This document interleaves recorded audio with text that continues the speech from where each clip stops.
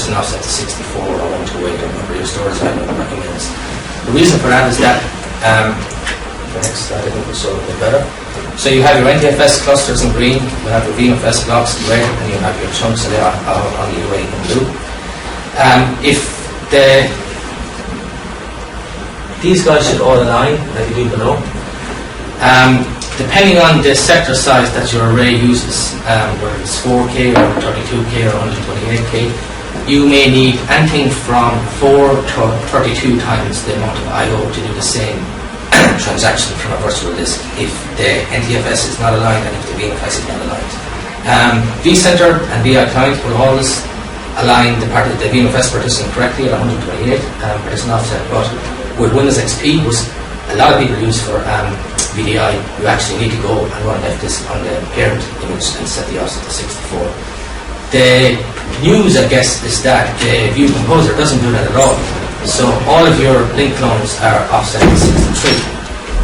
You can run tools like MVR line from NetApp that will fix that for you, but it's a definite bug in the VMware product, and you should do something about it to tell you the truth.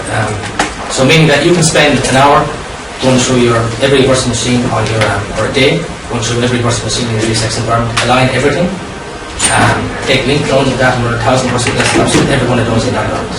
That's a big, just bear in mind if you're building big environments, it'll have a woeful effect on your core storage performance. IOPS, the Sessions on Explorer, guys. Nobody knows the answer to the IOPS question. You have to benchmark that using capacity planning tools and a proof of concept. Again, with the read-write I/O ratio, that's impossible to say. Storage vendors say we've done white papers on this, that, and the other, but you have to find out for yourself because your users and their application environment is the only way you can benchmark that. Then what you should do is send that information out to your storage vendor and tell them to build you an array that can actually do that for your user base. There's some great tools out there. EMC have a tool, I think it's freely available now from last week, that will actually tell you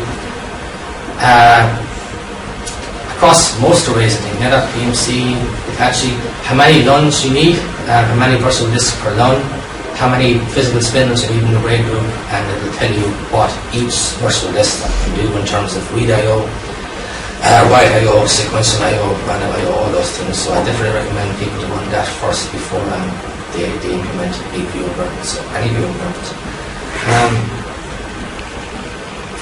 So VMFS or NFS is a question we get a lot of the time. To tell you the truth, it doesn't matter. NFS has way better caching mechanisms than block-based storage.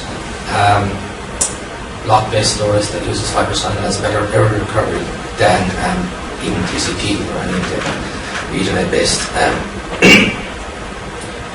So one of the things is that who here uses blade servers in the data center? Probably most everyone, I suppose. Yeah. Okay. Most blade servers now are shipping with 2 10 gig NICs, right? UCS or I don't know, any HP or IBM blades. So the effect that will have is if you use the V-network distributed virtual switch, if you put your 2 physical NICs into that V-switch, well then how are you going to actually manage that if your vCenter goes offline? You have to basically take one of them out of the virtual switch, make a new standard V-switch and manage it that way. You need to have, for VMware AJ to work properly, you need to have at least a NIC team with 2 NICs in bond.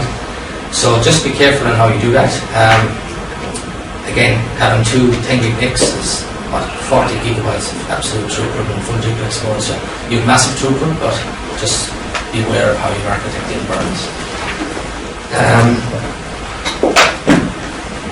So there was a bug, if you want to call it that, in ESX4.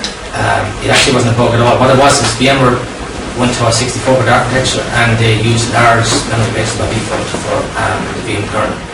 Windows XP 32-bit or any 32-bit OS, I think, will use small base 4K.